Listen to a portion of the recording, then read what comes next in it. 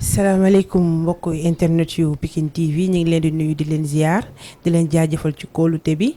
tey nag ñoo ngi waat nii ci seen émission xalaatu ndaw ñi tey nag ñu fas yéene waxtaanee xalaatu ndaw ñi sans plus tarder rek dañuy bàyyi suñu gan goo xamante ni moom ginnaaw raay noor ñëpp xàmmee nañ ko te ràññee nañ ko ñu bàyyi ko rek mu présenté wu monsieur Ndiaye. bon salaamaaleykum di nuyu Fa Gueye ci dalal bi nga ma dalal.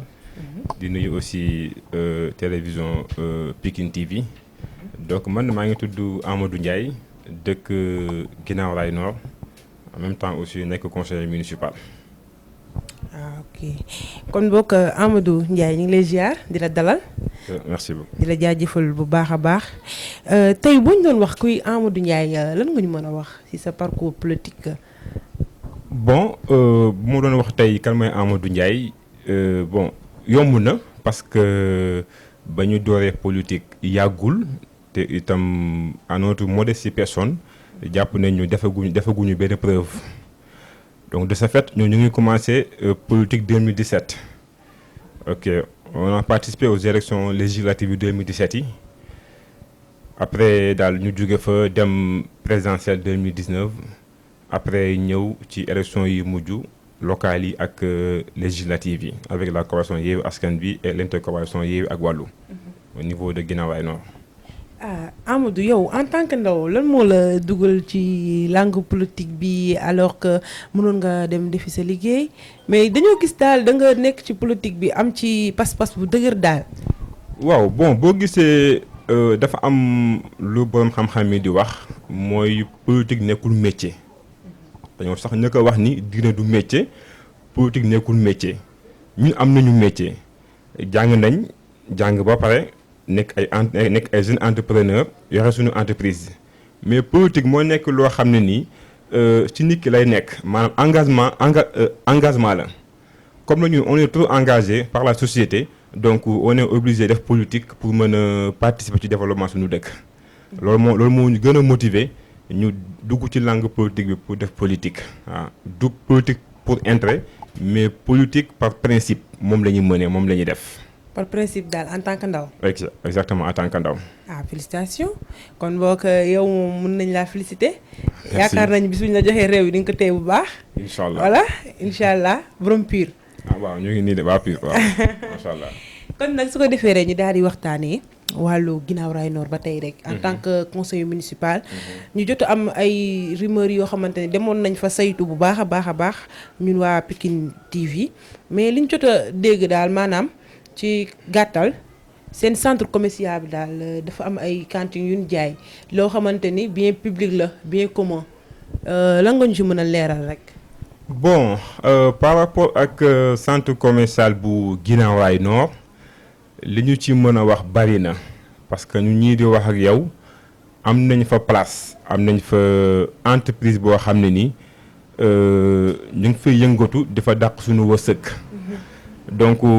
li ñu ci mën a wax bari na parce que xam nañ ci donc tout d'abord il faut que ñu xam ne centre commercial bi yàggul 2018 la aussi ñu ngi dégg ni am na jaay nañu wala boog jaayuñu mais mën na la ci wax lu leer naññ parce que boo xoolee centre commercial bi la totalité des magasins c'est 392.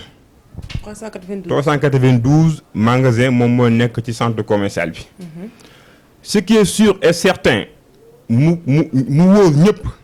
mooy am na 71 magasins yoo xam ne nii instant bi nekku ci loxo commune bi. dañ ko jaay. non maa ngi ñëw. pas dañu ko jaayuñu ko maa ngi ciy ñëw ànd ci ay leeral. parce que tamit dafa bari ay versions maanaam bu ma nee 71 magasins yi nekkul ci loxo commune bi maanaam 71 magasins yooyu noonu chaque mois li ñuy fay keneen la ñuy fay mais fayuñu. keesu mairie bi exactement. léegi nag ñu ne avant ñuy tabax centre commercial bi amoon na foofu ay magasins yi nekk foofu ñu ne. dañ leen dédommager am na ñu ne dañ leen dédommager am na ñu ne dédommager bu ñu leen mais dañoo def attribution am na ñoo aussi nee nañu dañ leen dédommager en plus def leen recasement mais li ma ciy wax rek mooy APIX tey jii boo nekkee ci yoon mu soxla espace boobu dalay dédommager day jël li nga moom toj ko jox la xaalis nga dem donc ñi wax ni dañ leen dédommager en plus recaser leen loolu mënul nekk mënuñoo dédommager ba pare recaser la attribution bi aussi am na ñu koy wax mais li ci wóor ba wóor mooy le maire actuel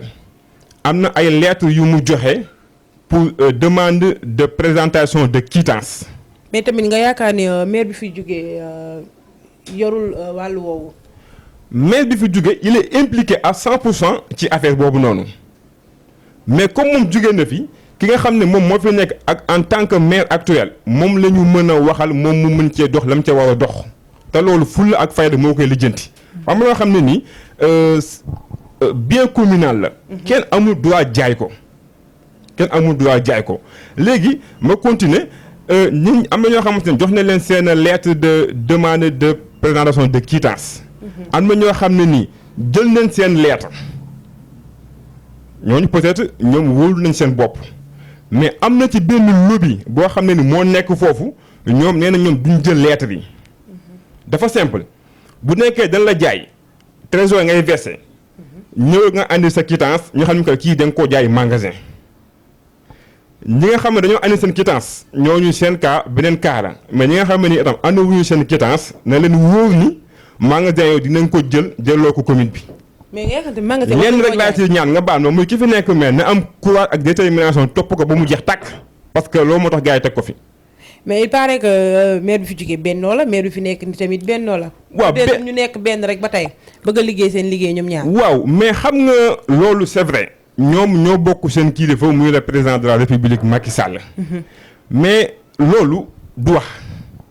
wax ji mooy dañ la fal mais faluñu la pour nga liggéeyal bennoo dañ la fal pour nga liggéey suñu commune. ak lu ngeen mënta seq yàgg maire bi fi nekkoon nekk loolu seen affaire personnelle la mais li wóor ba wóor mooy ak li nga xamante moom mooy dëgg mooy den commune bi moo la fal pour nga liggéey mais faluñu la pour nga liggéey un parti. waaw loolu dëgg la mais tamit ba tey rek nga yaakaar tamit magasin yooyu ñu ko jot a jaay amuñu ay këyit am nañ ay këyit wala amuñu ay këyit lan moo tax affaire yi tardé ba affaire yi bëgg a jur ay coow diw jaay nañ ko jaayuñu ko ah maire bi war naa liggéeyul. tamit loolu day indi ay biir wi ci ginnaaw raay daal. c'est-à-dire que moom laa la wax moo tax may ne maire bi actuellement li ma koy ñaan moo dem jusqu'au bout des affaires. parce que li ñu demande dafa simple. dañ la jaay da nga jënd magasin nga jënd ko fa nga ko war a jëndee tout d'abord sax jaay magasin moo ñëkku nekk yoon. non du yoon mais am na loo xam ne boo koy lijjanti da ngay dem étape par étape. première étape bi on les a demandé pour ñu présenter seen quittance. man bu nekkee dama jënd mu wóor na ma dama jënd ci yoon su ma nee andi sa quittance dama koy andi présenté ko mais ki nga xamante ni nanguwul jël lettre boobu noonu cela veut dire que am na lu ci luus te lu ci luus dinañ ko leeral ba mu leer nañ mooy ñu fexe ba bépp magasin boo xam ne dafa dem si naka su dul yoon ñu fexe récupérer ko delloo ko commune bi. inch'Allah parce que 321 cantines yi nga xamante ne moom moo des yëpp sax doxuñu. waaw yëpp doxuñu parce que en matière de recette commune bi dafa faible donc marchand de commerçant bokk na ci li nga xam ne ni vraiment war na mën a épauler commune bi en matière de recette donc loolu du ñu ko caaxaane ak ku mu mënti doon. incha allah léegi ba tey rek ci ay question ginnaaw raay ak mairie bi notre conseil municipal Amadou Ndiaye yow tamit parce que amoon na débat bu ñu jotoon def jeudi passé ñu invité woon benn conseil municipal mais dañ ko laajoon ba xam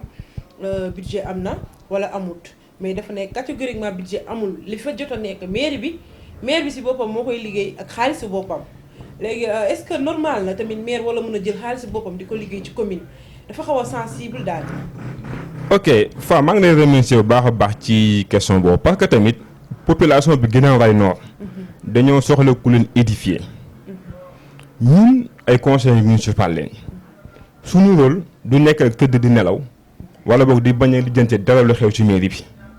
suñu rôle mooy dañoo wax lijjante lépp loo xamante ni xew na ci mairie bi côté boobu ñun am na luñ ci xam nga moo tax man le maire actuel dama koy ñaan ne ko ku baax la ku dal la mais dama koy ñaan mu bañ a tâtonner parce que commune tâtonnement yorul commune xam-xam bu wér moo koy yor aussi bien na xool ñi nga xam ne ce sont des personnes ressources nekk ci commune bi am na droit boobu mu jël leen ànd ak ñoom ñu encadré ko loolu dafa am solo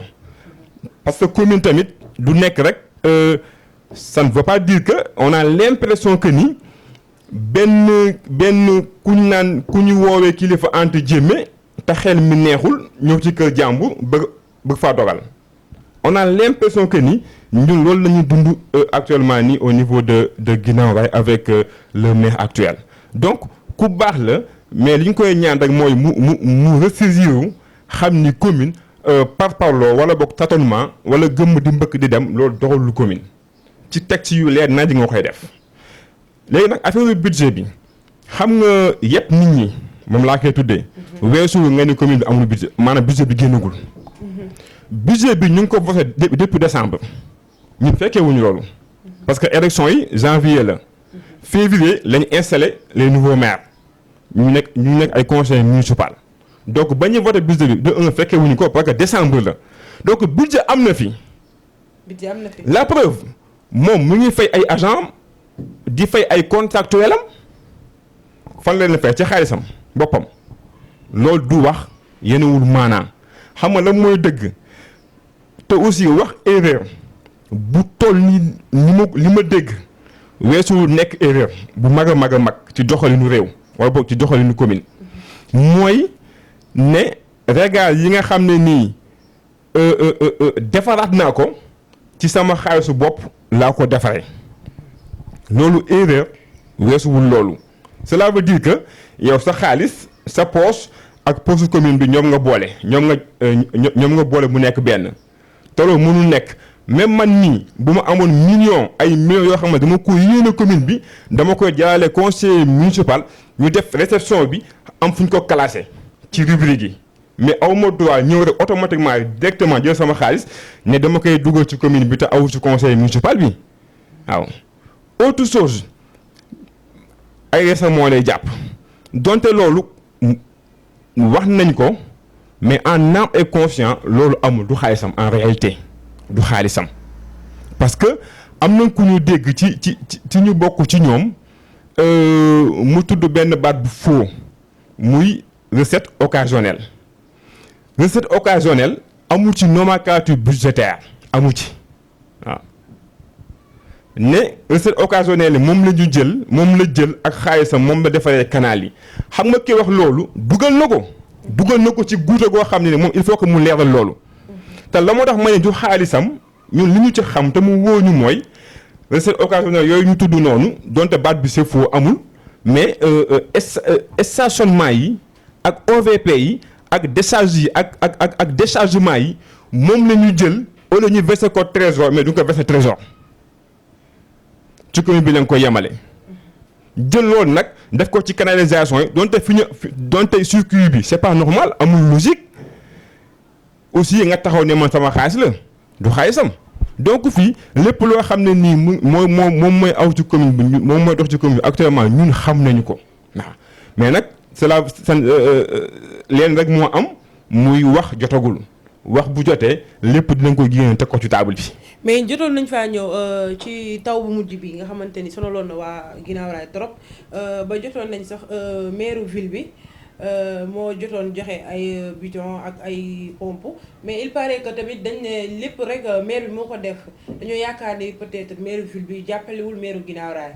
ba xam tamit loolu dëgg la wala parce que jot nañu ay vidéo yoo xamante ni ñu ngi ciy wax naan le maire Waly Ndiaye moo joxe ay bidon d'essence pour moto pompe yi et tout te alors que nee nañ tamit beneen côté ñi ngi naan maire ville bi moo ko joxe.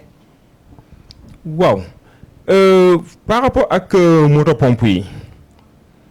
maire de la ville Abdoulaye Timbo joxe na moto pompe mais xam nga aussi man je ne sais pas xaw ma lan leen jàppee nit ñi parce que lu toll ni nawet am nga ñëw def sa mobilisation bu ngand ñu foog lu am solo ngay joxe benn moto pompe bu tuuti loolu yëppaate weesuwul loolu il faut que aussi ñu jox ñu cër xam nga ci affaire maire de la ville boobu noonu ci lay profité di wax benn affaire bu nga xamante ne daf ma amal solo aussi amal solo képp koo xamante yaa ngi dund bi ginnaaw raay nord nga fay yeewoo muy tali bi nga xam ne nii moom moo commencé ci pont wu Thiaroye bi dem ba ci pont wu ba ci pont wu kii bi autour à péage bi ba ci daralu maanaam daral ba maanaam tali boobu noonu laa bëgg a wax tali boobu noonu mais tali boobu nañu ci dimbali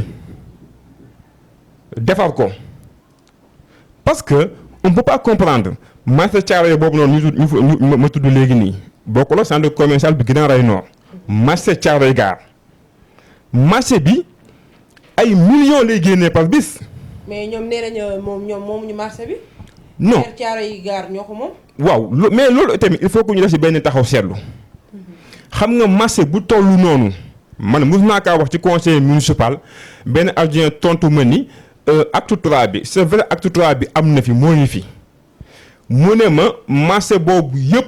commune de Thiaroye Gare moom mooy récupérer recette bi nga xamante moom mooy génn foofu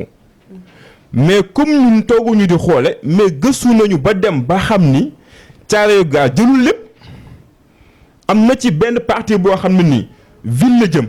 am benn partie boo xam ne nii Thiaroye Gare la jëm te marché bi ay millions lay génne te bu ñu waxante dëgg rek marché boobu noonu yàlla xam ne ni impacté wul Thiaroye Gare Guinaw Rails Nord la impacté parce que il est en face de notre mairie boo demee ci tali boobu noonu mënoo faa jaar même bu dul nawet sax tali bi kenn xamul lu muy nduru asumalaak bu nekkee nawet. foofu taw tali bi fees dell ak ndox te camions yu légumes yi di jóge fu nekk di fa jaar donc tali boobu noonu bu nekkee ville de Pikine moo ko war a gëstu naka gëstu defar ñu tali boobu noonu. il paraît que sax aussi sunu mairie aussi il faut que ñu am audace am fulla di taper sur la table parce que aussi bu la falee mairie gox am loo xam ne nekkul sa compétence mënoo ko sa budget antanu ko mais ki nga xamante ne moo ko war a def da ngay oser. taper sur la table pour mu gëstu la pour defar loolu noonu loolu mooy dëgg. mais si tamit maire bi am na possibilité pour def loolu. ban maire. le maire actuel. ban possibilité. pour dem maire de la ville. ah mais loolu biti la fanaan. mais parce que moom nee na parce que moom nee na sax tali boobu noonu ak tali Malika bi projet yooyu noonu ñoom leen defandoo ba génn na actuellement nii tali Malika bi ñu ngi koy defar actuellement nii bu ñu paree foofu tali bi la ñuy entamé mais gis nga moo xam benn affaire ñun am nañ 30 ans et quelque bañ juddoo ba léegi tali boobu noonu la musa mel ay wax yi ñun gëmuñu loolu man je lance un appel mooy population bi Guinaw Rails Nord ni ñu génn def manifestation baare tali bi man maa wax loolu man loolu mooy saafara bi bu ñu ko baaree 1 jour 2 jours on va perdre des millions dañu xam ni kat li population bi génn di ko kaas lii mooy dëgg nañ defar tali bii nii waaw loolu yéen waa Guinaw Rails am nañ seen fulla ngeen taxaw pour tali boobu noonu. incha allah loolu moom xam naa ni moom jeunes yi moom nañ ci sawar lool ndaxte bëri na coow trop tamit nag ci wàllu tali boobu ndaxte des fois day am ay yenn maire yoo xamante sax duñ fa mën a aw ak seeni oto mais dañ ci bàyyi xel bu baax a baax incha allah ba tey rek ñu delluwaat si suñuy ay question ba tey nag di leen fàttali rek yéen a ngi fii biir Pikini TV di seetaan seen émission xalaatu ndaw ñi ak Fagé Amadou Ndiaye tamit ba tey rek ci wàllu mairie bi rek ba tey ngeen baal ma ci wàllu mairie bi xam nga nag sonaluma ma leen waaye dañuy jot suñuy ay informateur foofu moo tax dañ si la ñuy mën a développer bu baax a baax maire bi canal yi nga xamante ne maire bi passé moo ko defoon le maire Pape Ndiamé Dieng il paraît que da ngeen a dindiwaat yëpp defaraat yeneen mais population bi ñu ngi naan li fi Pape defaroon sax moo gën a baax que yi fi Waly indi parce que canal yi jotoo leen ko saytu bu baax a baax joxoo leen ko ñi nga xamante ni ñoo war a defal canal te gisatuñ sax projet boobu mu dem actuel. waaw xam nga côté boobu noonu wax junj naa ko léegi. maintenant ñëw ci façon bu gën a leer. parce que tamit ñun ñëpp xam nañu canalisation du compétence su maire gis nga canal yi nga xamante ni moo nekk foofu mooy canal yu mag yooyu ñuy tabax loolu dafa bokk mooy piste 1 ak piste 2 bi la loolu c'est l'état loolu tamit liñ ci wax mooy lu mu gën a gaaw mu gën a baax parce que yàgg na lool aussi man li may xaw a jaaxal ma la moo tax bu nekkee travaux yi nga xam moom may am ci banlieue bi muy yéex te alors am na ci zone yoo xamante ne boo fa demee xalaatuñu sax def un travaux boo xamante ne nii 6 mois 8 mois lay nekk mais bu nekkee banlieue bi nag mën nañ ko traîner pendant 4 ans 5 ans 6 ans jëm kaw loolu tamit il faut que tamit ñi yooyu suñu réew mi ñu am un respect vis-à-vis avec exactement les banlieusards donc canalisation yi moo tax ma ni la du compétence bu maire mais bu ñu gisee maire buy def pour soulager sa population dañ ko ci encourager waaw mais ki fi nekk actuellement nii yokkul dara. wàññiwul dara tamit. non pas wàññiwul mais yokkul parce que le maire sortant dugal na ay PVC donte bari woon na coow loolu nag dugaloon na ay PVC ci dëkk bi ba soulager un peu la population mais le maire actuel nii dafay ñëw mu ne moom au début sax autant. moom bokkul ci ñi doon saboter PVC yooyu noonu mais bu mu ñëwee dindiwu ko dafa ne baax na jël regard yi maanaam kubéeru canal yi moom la jël mu ne weñ bi nga ko defaree baaxul aussi ni nga ko tabaxee baaxul moom loolu la réfectionné mais amul benn centimètre cube boo xam ne ni yokku na ko ci PVC waaw regard yi moom la defaraat bi sax am na yu ci baax am na ci yoo xam ne ni la yàlla xam doy na waaw sincèrement waaw moom laa wax ni léegi moom loolu la wax ni mu ne moom moo génnee ci poosam ci xaalisu boppam 80 000 pour defar regard bu ci nekk ak 80 000 francs CFA moom laa wax ni du donte loolu même bu amee du dëgg du yoon mais itam du sax xaalisam xaalis bi xam nañ fu mu jógee xam naa fu mu jógee man waaw wax naa la ko sànq c'est parce que recette yi nga xam ne ni moom mooy génn ci stationnement bi maanaam oto yi gaare foofu noonu ak OVP occupation voie publique ak déchargement ak chargement mais recette yooyu mais man li ma koy ñaan mooy recette yooyu bu ko récupérer na ko yóbbu trésor mënoo jël recette yooyu noonu ak ay contrat fictif yoo xam ne nii am na ci mairie bi actuellement nii chaque mois dañuy débourser trésor pour ne dañuy fay ay salaire mais fay ñu ñëpp te ñëpp tamit liggéeyuñu waaw mënoo jël nag recette yooyu noonu ak liy tukkee ci nee nga say contractuel def ko ci canalisation ne moom sama xaalis la mënul nekk mais tamit est-ce que moom it bëgg na liggéey mais est-ce que tamit du question que moom it budget am xamagul lan la ci war a def parce que liñ jot a saytu mooy Pikine commune yëpp ñu ngi liggéey yéen seen liggéey commencé woon avant les élections passées mais depuis élections yi passées ba léegi gisatuñ ne ngeen def dara dafa mel ni comme si mairie bi liggéeyul. non c'est-à-dire que moom lay faral di wax xam nga tey jii boo waxee ñu ne non nañu ko muñal tuuti. parce que 6 mois la defagum. mais 6 mois nit mën na cee liggéey. mais je ne sais pas 6 mois 7 mois 8 mois mais en tout cas bañ ko falee ba léegi ñëpp fekkee nañ ko. boobu ba léegi moo ngi fi lan la def. c'est-à-dire que maanaam bul taafantaloo ci durée bi nga xamante ni moom nga def pour l'instant loolu boo ko taafantaloo da ngay daanu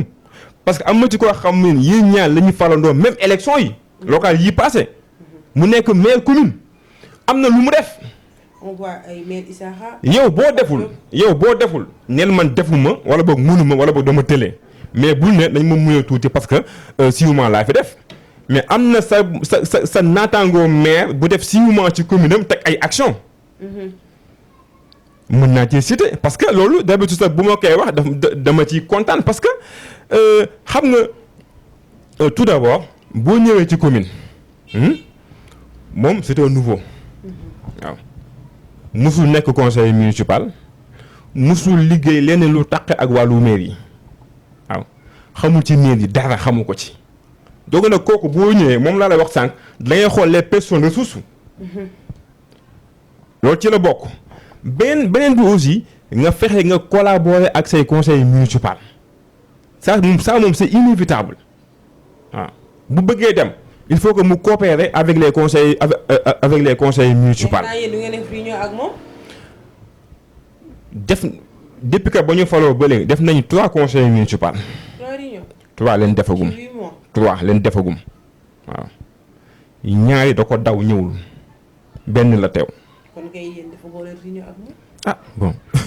ah votre maire là. ah donc moo tax li ma ko ciy wax rek mooy na fexe coopérer ak conseil municipal yi. aussi mu xool les personnes ressources yu nekk ci commune bi même au-delà commune bi. yaakaar naa am na ay mag. mais bien sûr mais ginnaaw waaye non boo fa demee mais am na façon cadre bu nekk. te moom am na ñu ci xam. waaw donc nawoo ñoom ce sont des personnes ressources mu waxtaan ak ñoom ñu xam suñu commune fan leen koy teg loolu de 1 de 2 de 3 aussi il faut que aussi commune pour mu dox il faut que mu am plan développement communal plan développement local. mais est-ce que am na programme aussi. amul programme foofu laa bëggoon jëm xam nga bu ñu jaawale yow programme bi nga doon campagne en tant que candidat. parce que suñu sukkandikoo programme yi mu tegoon ci campagne yëpp gisaguñ loo xamante sax dagg na sax pour def ko. moom laa lay wax maanaam bul jaawale programme bi nga xam ne ni moom nga bind doon ko campagne ne bu ngeen ma falee lii ak lii ak lii ak lii ak lii loolu naam ba tey baax na mais moo tax ma ne commune dafa am nu muy doxee moo tax ma ni moom il faut que mu ressaisir waaw bu xamul mu laajte ñu wax ko commune naka lay doxee. est-ce que tamit am na espace. tout d'abord boo ñëwee. plan développement local dafa war a am ci bépp commune taw ni nga koy defee mooy da ngay organiser ay ateliers avec les conseils municipaux parce que aussi mairie dafa am ay commission tey jii boo organiser benn séminaire de formation ay def ay ateliers commission bu ci nekk daf lay proposer commission santé proposer la éducation. proposé la domanial proposé la commission yëpp proposé la loolu nag ngay jël def la synthèse des propositions des commissions pour mu nekk le plan de développement local pour commune bi commune noonu lay doxee mais mënoo nekk mel ne ku nekk ci sa kër ne xaaral ma génn fi benn néeg douche bi xaaral ma yóbbu ko côté bële xaaral ma dagg fële waañ bi loolu du commune. déedéet non du sànni xeer ay conseil municipal lañu li ñuy wax xam nañ ko waaw. mais tamit jot nañ sukkandiku ko nee nañ Guinaw Rails Nord amul foo xamante ni mën nañ faa def ay sem parce que sem bi ci programme bi la bokkoon ak ay poste de santé ak OVP place occupation pour jeunes yi. yooyu yëpp jot nañ faa laajte mais li ñu jot a wax mooy que ni Guinaw Rails amul espace te ñun gis nañ Gorée xam nga Gorée j'espère. gis nañ Gorée am na parc bu doy waar sax. boo xamante ni yaakaar nañu mën nañ faa def seen liggéey mais la moo tax mënuñoo focus ci foofu def fa seen liggéey la moo tax ñu bëgg ñoo gëmloo ni Guinaw Rails amul espace public. non xam nga espace maanaam espace Guinaw Rails am pagaay du jeex ma wax la ko tey. Guinaw Rails actuellement nii commune yi ko ëpp espace bariwul de 1 de 2 aussi da nga tudd Gorée mu nekk lu am solo. mais est-ce que xam nga ni Gorée ñun ñi fa dëkk xamuñu ba tey lu fay am on a vu des travaux mais exactement lan la ñuy def Gorée kenn xamu ko kenn mënu la ko wax même le maire mënu la ko wax waxuma na ñun en tant que la population. mais moo ko fay def. waaw xam nga commencé travaux yi du maire. non travaux yi projet le maire sortant la. Pape Niambé. exactement le maire Pape Niambé. le maire sortant. moom moo projet yooyu ci moom la ñëwee. mais léegi la moo tax moom actuel maire mënul xam yan projet moo fa war a am mais si li ñu jot a sukkandiku pourquoi moom mënul xam la moo fay am en tant que maire nga baal ma. waaw mais ci cuuneem la waaw ba ci dem toog na mun am ku ko laaj question pour plan d'aménagement pour Gorée mais daf ko ne carrément wax nga dëgg parce que chantier dañoo war a afficher plan d'aménagement bi ñu xam exactement li fay am mais moom nee na xamu ko gisu ko te bu jógee dina ko wëri dina ko seeti. da koy wëri te moom waroon ko xam. mais loolu c'est-à-dire que c'est grave. moo tax ma naan la non kenn mënu wax lépp. mais peut-être occasion du ñàkkaat. mën nañoo yaakaar tamit li waaw mais moo tax ma ne il faut que mu ressaisir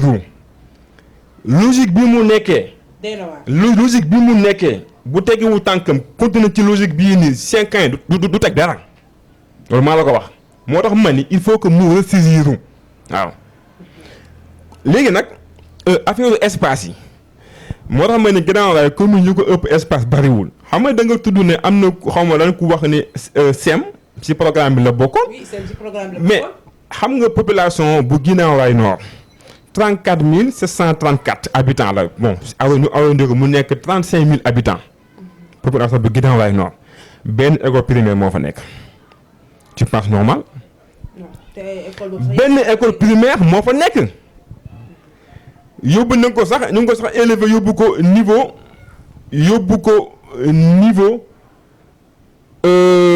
niveau 1 pour yokku classe yi loolu ba tey baax na mais une population de 35 000 habitants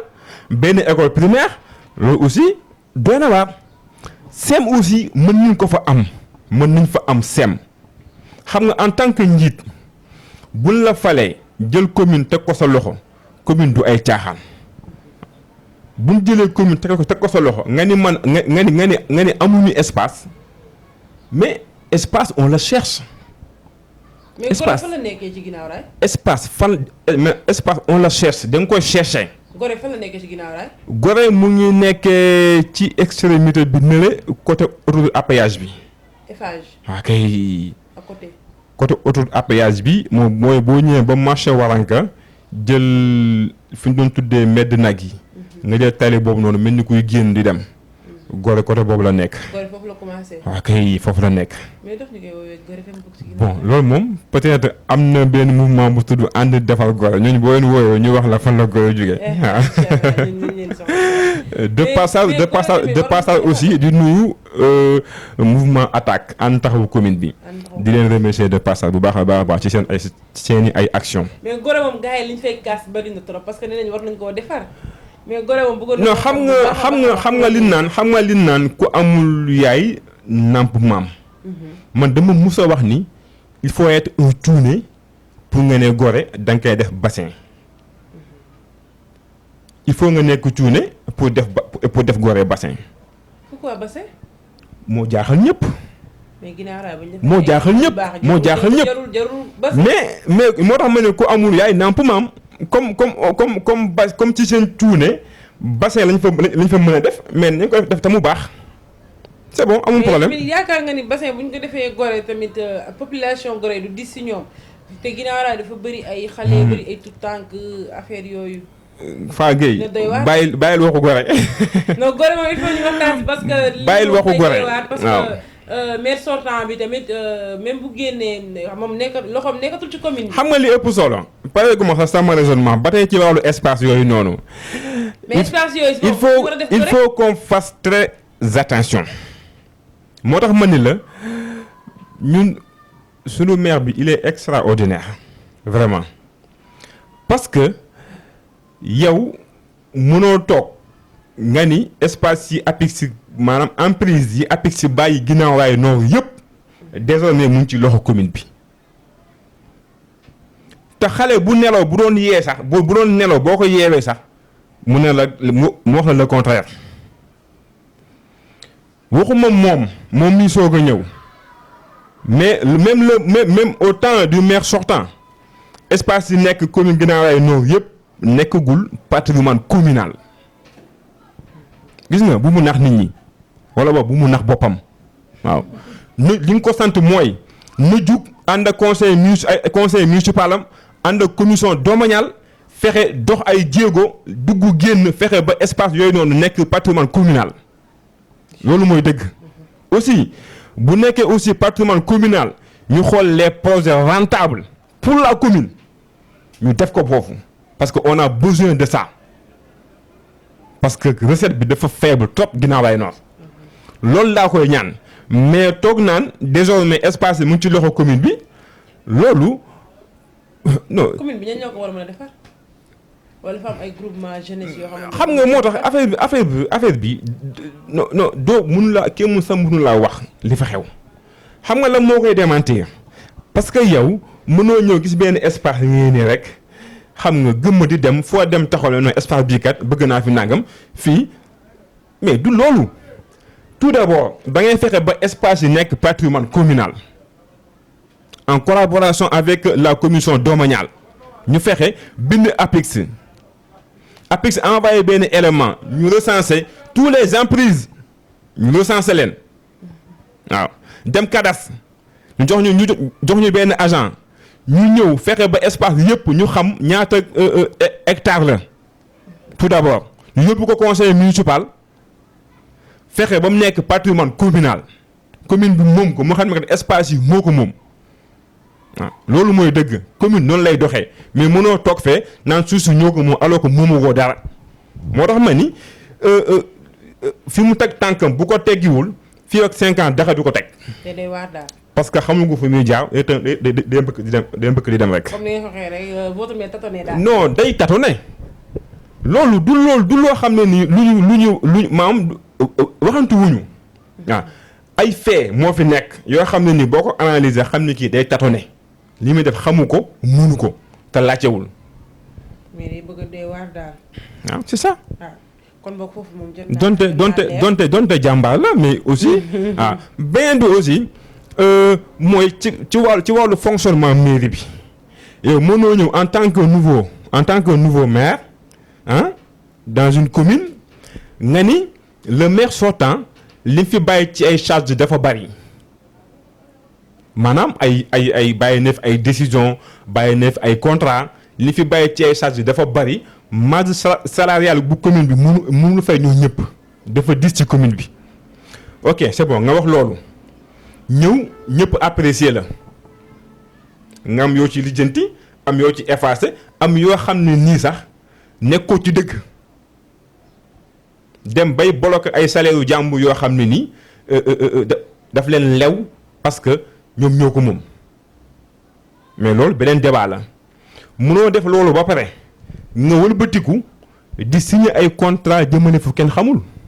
nan la mën a signer ay contrat alors que fayul am na ñu fayul.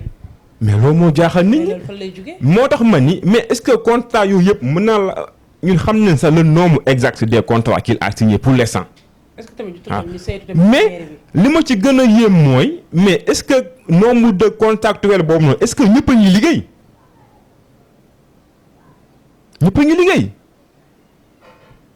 aussi c'est une question à poser. mais est-ce que ñëpp a ngi liggéey. am na ay conseils municipaux yoo xamante dañ leen donc affaire yi bu ñu ko def affaire yu yaa ma neex. commune dafa am nu muy doxee nañ ko teg ci yoon loolu mooy dëgg waaw. incha allah mais tamit conseil municipal am na ñoo xamante ni il paraît que dañ leen a embauché te dañ ne woon conseil municipal am na si ñoo xam ne bu seen maire wàccee dañuy wàcc te Pape Niambé il paraît que am na ay conseil municipal yi mu embauché woon yoo xam ne dañoo war di liggéey si mairie bi. non c'est-à-dire que foofu il faut que mu am ñu am c'est-à-dire que dafa am lu code bi wax ci loolu. tey jii un conseil municipal mën nañ ko defal contrat décision je ne sais pas quoi mais mën nañ ko maanaam mën nañ ko signaler bu ñu ko signaler day démissionner ci poste conseiller municipal am mais bu ñu ko signaler wul code bi dafa ne mu dawalee 1 mois 30 jours dañuy considérer que ni dafa démissionner ci poste conseiller municipal am donc beneen bi mooy continuer loolu la code bi wax loolu moom defe naa c'est clair. waaw c'est clair waaw. ba tey rek ñu dem suñu dernière question tey moom émission moom nuñ ko jotoo guddal tamit ba tey rek OVP voie publique yi nga xam ne dañu ko occupé ci tali bi occupation voie publique si tali bi si côté mairie bi des fois ba fay dugg sax da ngay am problème ay camion non nit dina romb sax mais du gis mairie bi mais xam nga du problème aussi xam nga loolu moo tax ndeysaan volonté baax na am volonté ak détermination lu am solo ci njiit surtout boo jiite xam nga boo demee commune yu bari da lay sax tooñ naan la mais seen mairie bi gis ngeen ni mu mel mairie bi xool ni mu mel mais mairie bi kenn xamul lu muy niru. mais mairie bi di nga romb ba dem mais doo xam ba xam fii. non mairie bi c'est bizarre. ay camion. c'est bizarre ay yëpp. xam nga yow am na camion yoo xam ne nii sax faagay ci buntu mairie bi dañuy yebe ci buntu mairie bi dañuy taxaw ay camion. mais bien sûr parce que am na benn jour. foofu jaxasoo même du n'importe quoi. mais dafa mel ni comme si rek buntu Massa Thiaroye boo xamante ni camion yi dañuy dugg di wàccee légumes mairie bari fa di yéeg oto te loolu tamit est-ce que normal la. xam nga moo tax mani la moo tax mani la sànq dafa am ñaar non seulement foofu dafa am ay garage yu mécanicien yoo xam dañoo déborder ba ci kaw tali bi de un. loolu aussi lu ñu wax a lijjanti la parce que tamit nit ki da ngay am volonté waaw loolu lu ñu wax a lijjanti la fexe ba ñi nga xamante ñoo nekk ci yoon bi te waruñu fa nekk ñu fexe jëlee leen foofu loolu mooy dëgg. deuxième chose moo tax may la sànq bu ñu waxante dëgg rek marché Thiaroye bu mag boobu noonu impacté wul commune bu Thiaroye Gare Guinaw noonu la impacté normalement dans les normes sax Guinaw noonu dafa war a am ci recette bii génn foofu loolu nag maire bu am fulla moo ko mën a lijjanti parce que ñun la impacté camion yooyu yëpp ngay gis bu du woon marché Thiaroye bi du ñu fa ñëw. bien sûr ak oto yeeg yëpp kay. boo fa jaaree ngoon fi ñuy marché camion légumes yi mais c'est extraordinaire foofu noonu waaw loolu nag maire moo ko mën a lijjanti jamono yële bien avant les élections lancé woon leen fi ay sommation pour def déguerpissement mais boobu ba tey furax daal di xëddeem. mais loolu aussi kenn xamul fan la sommation jaar kenn xamul la moo tax ba tey déguerpir-ñu. mais déguerpissement boobu yàgg na de biñ ko waxee. bañ ko waxee yàgg na ba joxe ay sommation mais après anum. mais il paraît que sax maire président bi waxoon na ko. boobu xanaa boobu raay bi noonu xawoon nañu fu yàq ay mbaaru jàmbur mais bon bu weesoo loolu après tali bi nga xamante ñun ñëpp moo ñu gën a soxal. moo tax may ne tali boobu non seulement dañ ko war a defar mais il faut que aussi maire bi itam commune bi jël ay responsabilités am fexe ba ñu xotti voie boobu noonu waaw képp ku nekk ci yoon bi ñu jëlee la foofu loolu mooy dëgg commune tamit xam nga aussi dañ laa fal pour nga liggéey faluñu la pour nga nekk ci ay affaire yu yaa ma neex wala boog ànd ak say nit ñu nekk ci naka su dul noonu dañ laa fal pour nga liggéey. da ngaa war a liggéey waaw. mais daal doy na waar daal. non li xew foofu c'est extraordinaire peut-être sax boo ma invité beneen émission bi. dugg ci détails yi. parce que li ma ci wax nii dama yu ma cof rek. parce que commencement la. parce que jotagul maire bi bu defee 5 ans incha allah. war non xam nga li ñu ci xam bari na centre commercial boobu li ñu ci xam bari na maire bi avancé na ay chiffres mais chiffres yooyu mu avancé. ci affaire versement bu nekkee loolu am na alhamdulilah mais nañu xaar ba année bi jeex.